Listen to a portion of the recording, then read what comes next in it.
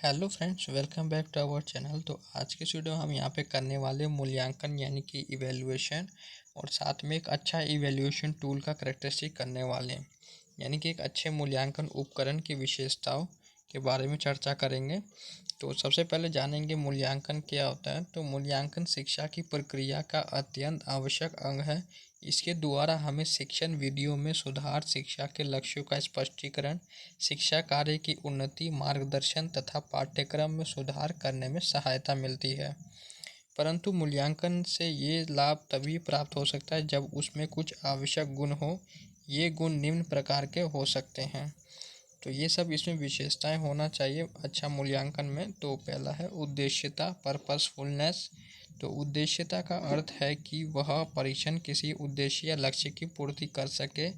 परीक्षण का निर्माण तभी संभव होता है जब हमारे सामने कोई उद्देश्य, समस्या या कोई लक्ष्य हो। उसके बाद है विश्वसनीयता, रिलायबिलिटी।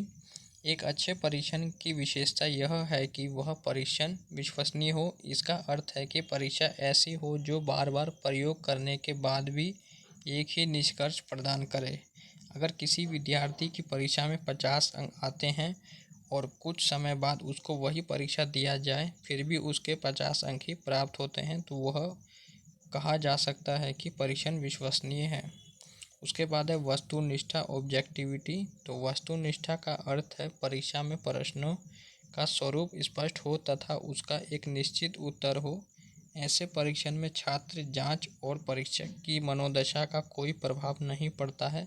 किसी विद्यार्थी की परीक्षा में अगर 80 नंबर मिलते हैं तो दूसरा अध्यापक भी उसे 80 ही देगा। उसके बाद है मानकीकरण, स्टैंडर्डाइजेशन। एक अच्छे परीक्षण की तकनीकी विशेषता मानकीकरण है। अनुभवों के आधार पर विषय वस्तु का चयन किया हो, जिनके मानक निर्धारित हो, जिनके प्रशासन एवं फलांकन में समस्त विधियों का प्रयोग किया गया हो। इसमें निर्देशों को सावधानी पूर्वक अंकित किया जाता है। समय का सही निरीक्षण किया जाता है, जिसमें किसी प्रकार के पक्षपात यानी कि जेंडर बाइस की संभावना नहीं होती है। उसके बाद है इसमें विभेदकारिता यानी कि डिस्क्रिमिनेशन। विभेदकारिता से अभिप्राय है कि परीक्षा ऐसी हो जो उच्च योग्यता और निम्न योग्यता धारण करने वाले बच्चों में विभेद कर सके।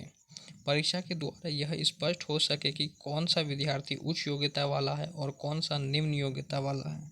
सभी प्रकार के प्रश्नों का समावेश उचित अनुपात में किया जाए। उसके बाद है वैधता, वैलिडिटी।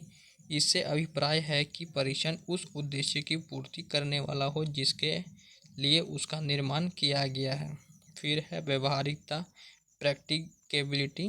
लास्ट पॉइंट है परीक्षण की यह विशेषता परीक्षण के व्यवहारिक पक्ष से संबंध रखती है। इसके अंतर्गत आकलन विधि का संबंध अधिगम के समस्त लक्ष्यों से होता है। तो यही था गुड इवैल्यूएशन टूल का करेक्टरिस्टिक। तो उम्मीद करता हूँ आपको सही में आ गया होगा। तो वीडियो को लाइक और चैनल को सब्सक्राइब करना। Thanks for watching this video.